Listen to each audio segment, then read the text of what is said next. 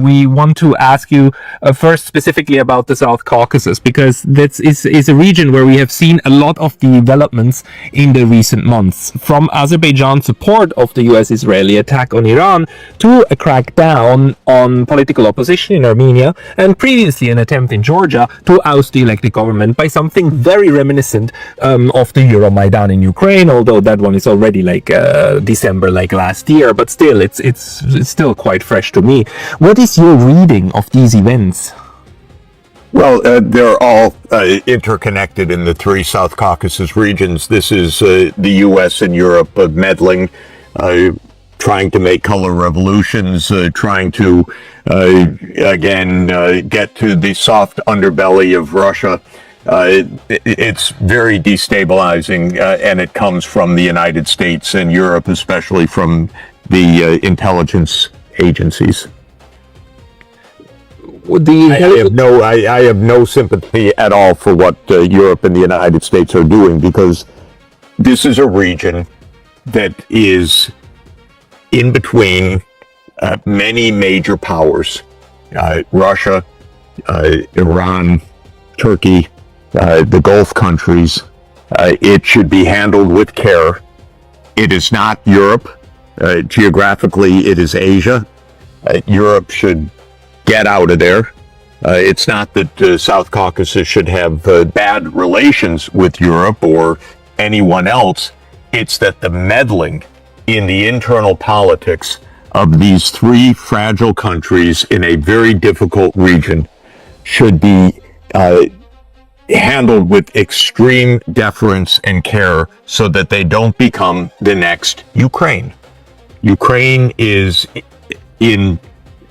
ablaze because of United States and European stupidity, and they're trying to do it again in the South Caucasus. What the hell is Azerbaijan doing as part of the Middle East conflict, supporting Israel in its attacks against Iran?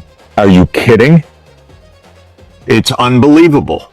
And this is the CIA at work, these geniuses who will destabilize this region and create a massive crisis. Do you think even in Azerbaijan it's part of CIA work to kind of utilize the country against Iran? Is it not something that like is indigenous grown by its leadership? Anything indigenous would start by saying, we are in the South Caucasus. We are in between a number of powers. We better stick together, because that is where our economic and security future lies. We should not antagonize our neighbors. We should find a way to be truly the middle corridor that connects Asia and Europe, and the North-South corridor that connects Russia and the Middle East. And we should stay out of big power politics, and for God's sake, stay out of Israel's wars. Shame on Israel. But of course, Israel by itself can't be doing this. This is Mossad, CIA, and Europe all playing this game in this extremely volatile region. Lasha, you're in Georgia. I mean, what's your impression of where Georgia is taking this to? And you know, because to me it seems that Georgia is trying to get out of this, and maybe you can follow up on what Jeffrey said. Sure. Well, first of all, I understand and agree with what Professor Sachs has just said about surviving in the region. That's what he was alluding to, I think. So Georgia is doing a stellar job. The current government, in terms of geopolitics, pragmatism, and looking after its national security interests, as a small state, as the government that rules the small state, is doing, I think, an excellent job, given the reality that it has. I agree with that completely, by the way, completely. Great, that's good to hear. And I'm sure that neither of us here is sitting trying to exaggerate what's happening, or it's so extremely politicized, these things nowadays, that we have to be sort of careful, at least in terms of analyzing it, or siding with with certain positions. So I'm trying to stick to sort of strictly analysis from an academic perspective, and there is just no reason to suspect that this government is pursuing some, or is hitting above its weight, if you will, or that is acting recklessly, which is a fundamental departure from the previous government that led us to 2008 war and almost sort of ending of the Georgian statehood, if you will. Georgia, I keep saying this, and I will continue to say that Georgia came very close in 2008 of August when Russia invaded it from being finished off as a state.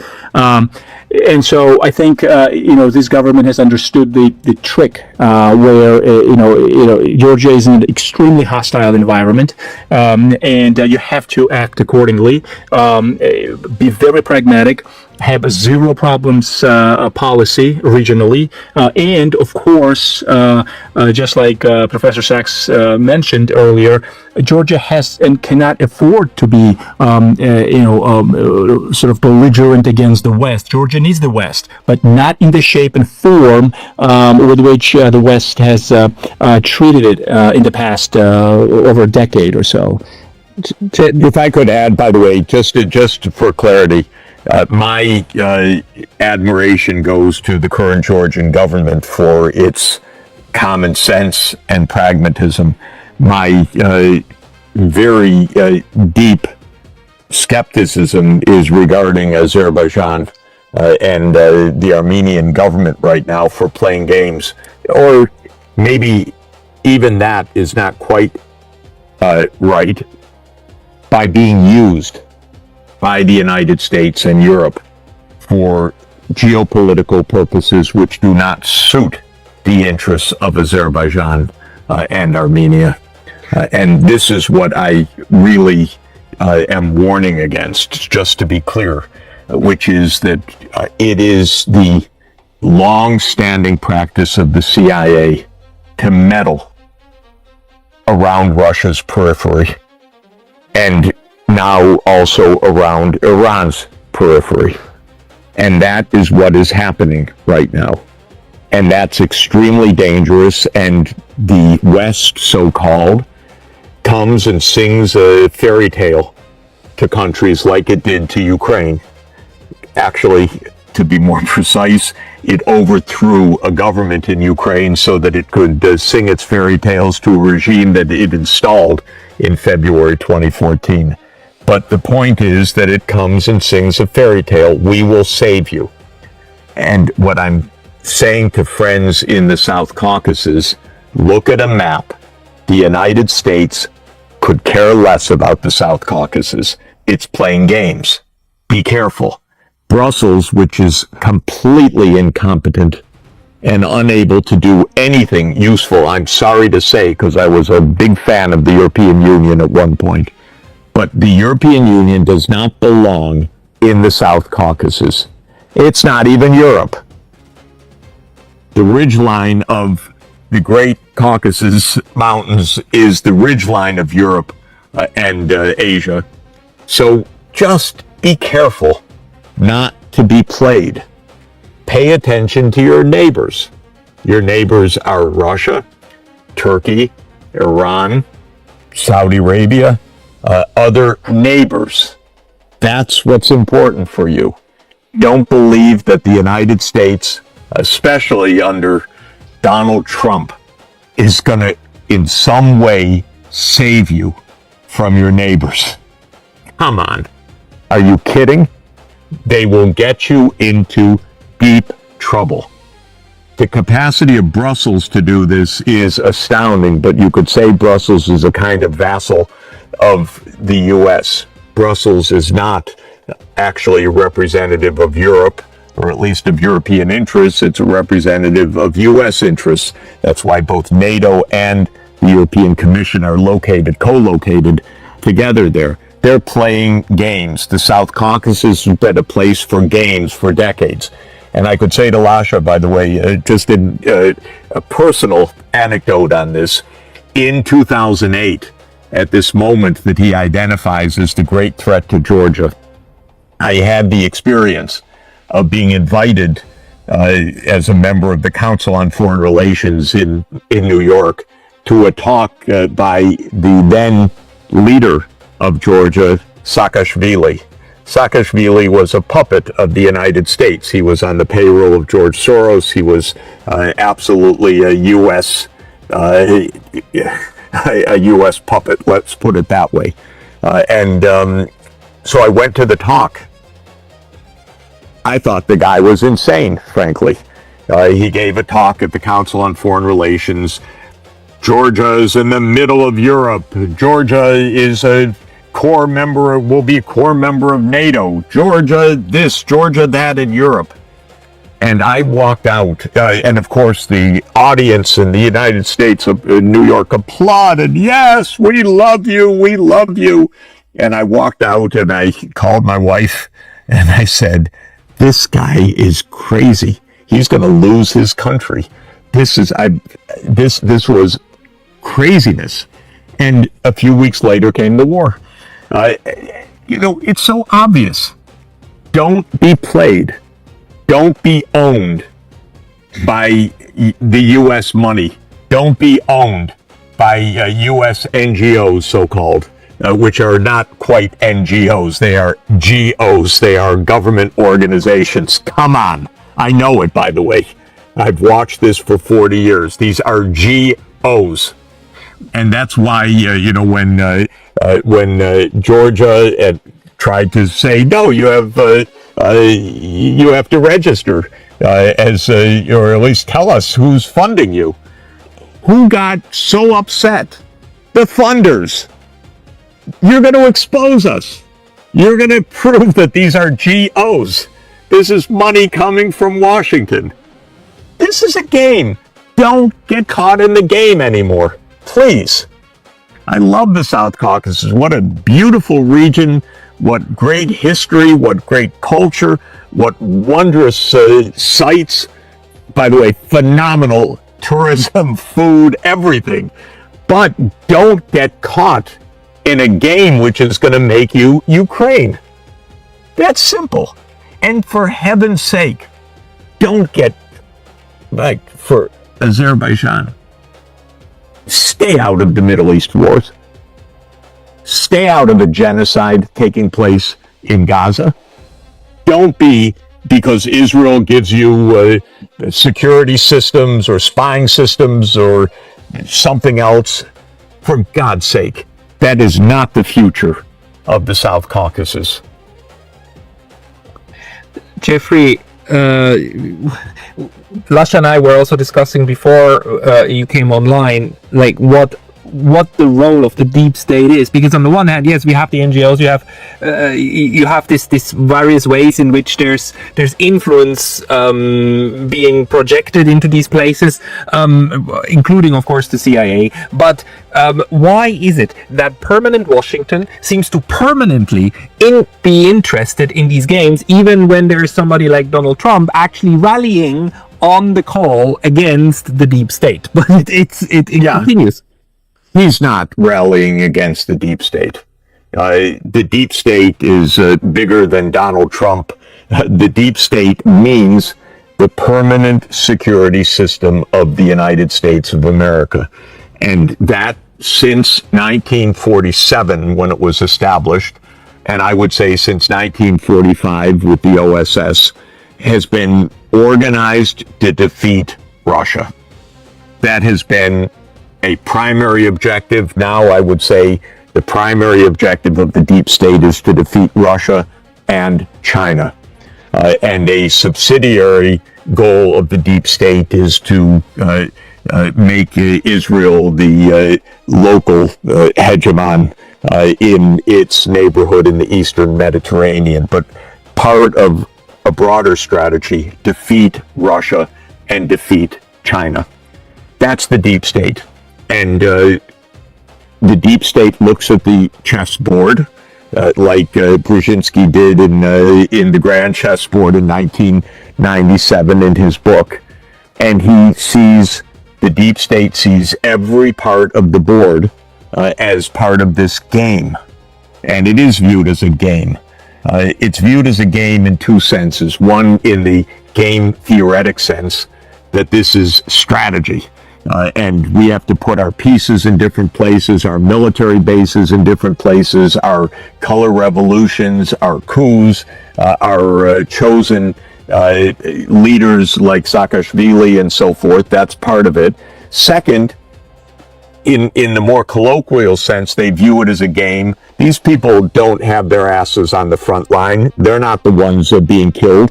They're not the ones dying in huge numbers in Ukraine or being slaughtered or starved to death in Gaza. So it's a game for them, like a video game. It's a long-distance combat where nothing gets too personal for them. So they are ready to squander places if it weakens their enemy. Remember, what's the goal of the Ukraine war? Our defense secretary, Lloyd Austin, in the spring of 2022, defined it. It is to weaken Russia. It's to weaken Russia with Ukraine throwing millions of lives into the cauldron. But that's the idea. So the deep state has an overriding objective, and that is American primacy. And American primacy is threatened by other large powers. America does not care about tiddling places. I'm putting it in quotation marks. I'm explaining the American security point of view. You think they care about Georgia? You think they care about Armenia? You think they care about Azerbaijan? You think they know even where they are? Well, the only thing they know about them is that the South Caucasus constitutes the soft underbelly of Russia. So we should provoke, extend, antagonize Russia. And we can do it through the neighboring region. And this is how the U.S. is regarding China, and it's how the U.S. is regarding Russia. There's a paper in 2019 that would be humorous if it weren't so tragic. It's a paper by the Rand Corporation called Extending Russia. The Rand Corporation makes a list. What are all the things we can do to annoy Russia? Is this really the purpose of the United States of America? To annoy Russia? Well, yes, it is, according to their view, because we're trying to destabilize Russia, keep it on the back foot, prevent it from having economic development, prevent it from developing normal economic relations, including through the South Caucasus, because Russia trade with the South Caucasus and with the Gulf region would be highly beneficial, or to prevent the South Caucasus from being the east-west corridor, the middle corridor between Asia and Europe. They don't want that. What they want is to weaken Russia. So that's the primary aim. Lasser, do you want to jump in? Sure. I just want to add a comment, and then perhaps Professor can answer. So I think one of the biggest problems when you say don't get fooled, right, Professor? Don't get fooled with these promises, with these narratives. Part of the problem, part of the reason why they have been fooled has been historical. It goes back several hundred years, if not more. That the idea that in an extreme idealist place somewhere, Georgia always belonged in the West. And, even though it was in conflict with material reality, with geopolitics, that a try after try and attempt after attempt never landed Georgia in the Western sort of elite club of geopolitics, geoeconomics, etc. Right? So Georgia remains to be asking to be admitted. It continues to ask, but no one seems to be asking why is it that it has not gotten into this club. Right? This first point. Second point I want to make is just to take, for example, the post-Soviet time period, the post-Cold War period. There has been this wrong-headed, irrational expectation that United States would come in and do some sort of a nation building. Japan, South Korea, Western Europe, correct? After World War II. These have, even though they have not subconsciously rationalized this rhetoric for the domestic audience in Georgia. That's the problem. That's what's missing. It hasn't been rationalized. It hasn't been analyzed that there is no such plan that exists in the South Caucasus, where not just the collective West, but let's just say the United States, with its leadership and with its enormous resources, can come in and rebuild the South Caucasus because of Georgia, or just take care of Georgia, rebuild Georgia, and leave everything else the same as it is in the South Caucasus. So logically, nothing is making sense, and yet there is this rhetoric, this naivete, this confusion, sort of subconscious expectation that America is still coming in with NATO and with encouraging European Union to take care of the South Caucasus, as if no other country has ever existed or exists in the South Caucasus against whom these policies will be perceived. Russia, first and foremost. This is this mental conflict, really, sociological conflict with reality, and this expectation that America is coming in and doing sort of a Marshall Plan for the South Caucasus, which is BS, which never it was even in the plans. Of course. So this is, it's very hard with my colleagues and friends sort of to explain this to them, because actually, obviously they don't believe in it, and they get so surprised that this was the driving force behind these 30 years of naivete and idealism that basically is 2008, and then and Freedom Agenda, and Dick Cheney and Victoria Nuland coming in and telling us that Georgia was the beacon of liberty and so forth. So what are your comments on that? If you could add? Many things come to mind. And first of all, the legacy of the Marshall Plan in the late 1940s and the support for rebuilding Japan in the 1940s was specific to the Cold War period, when the U.S. positioned itself as the new global hegemon that was challenged by one power, the Soviet Union. And so the U.S. built this alliance, or tried to build this alliance against Soviet communism. This was the idea. There hasn't been any such thing since then. So first, South Caucasus is not Western Europe in 1949, and it's never going to be again. At that time, there was one dominant power and one second superpower, the Soviet Union, and we had this bipolar, very dangerous conflict. But that's when the deep state idea, which exists now for, as I've said, 80 years, to undermine and eventually defeat and even destroy first the Soviet Union and then Russia, took hold. And that is what is continuing until today, remarkably, because even after 1991, when the Soviet Union ended and the Russian governments were saying, we just want to cooperate, we just want to have normal relations, the U.S. said, no, you have to get down on your knees. You have to be subservient to us. And more than that, we'll break you to pieces, maybe to 3 pieces, Brzezinski said. You'll be a loose confederation of a European Russia, a Central Asian Russia, and an East Asian Russia. It's a complete fantasy world, but very, very dangerous. Okay. There did not been a it hasn't been it. Well, I was going to say that the fundamental change in the world since then was not only was it delusional now, but now we are clearly in a multipolar world where the U.S. doesn't even begin to have the power, the leverage, the interest, the finances to do any of that. We're a huge debtor country. We borrow huge amounts every year just to keep our books, our government functioning. The U.S. and Europe are not going to build the South Caucasus. They are wanting to annoy, aggravate, potentially destabilize Russia.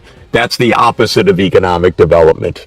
How much weight do you put on the generational aspect? And just like Japan, when Japan was occupied, MacArthur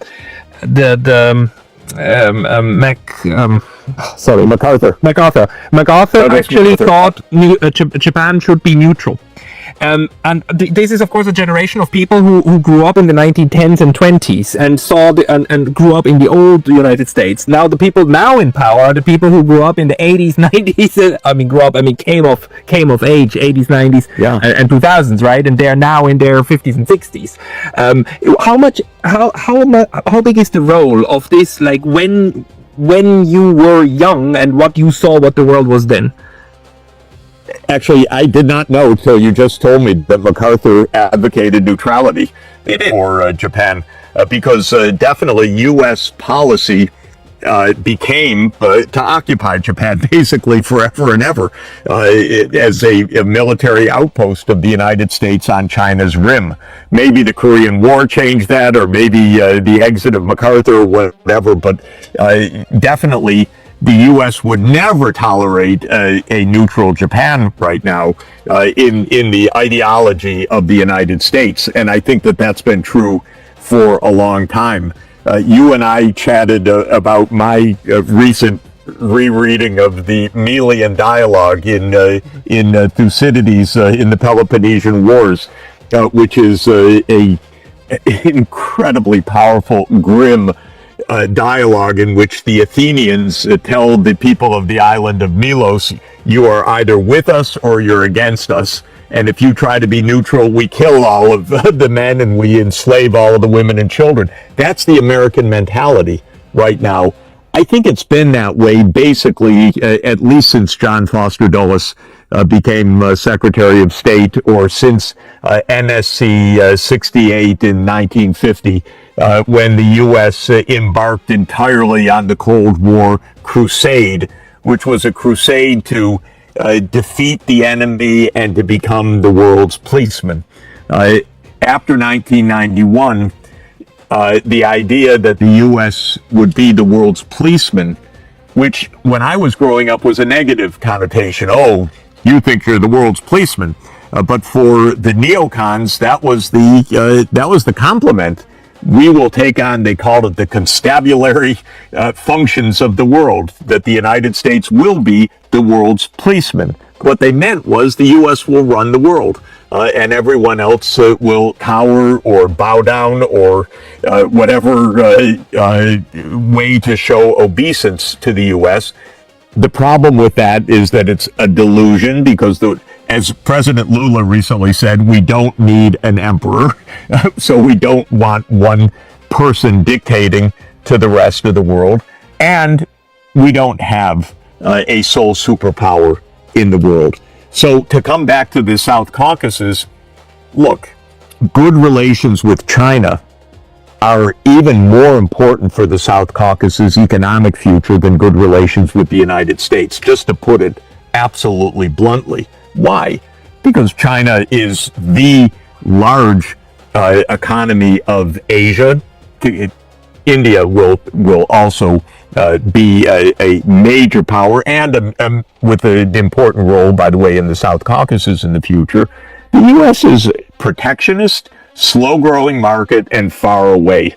And so for the South Caucasus, the strategy of being a stable, secure, peaceful north-south and east-west corridor, as well as being a great location in its own right for every kind of industry, for advanced technologies, for agriculture, for tourism, for manufacturing, that's the future.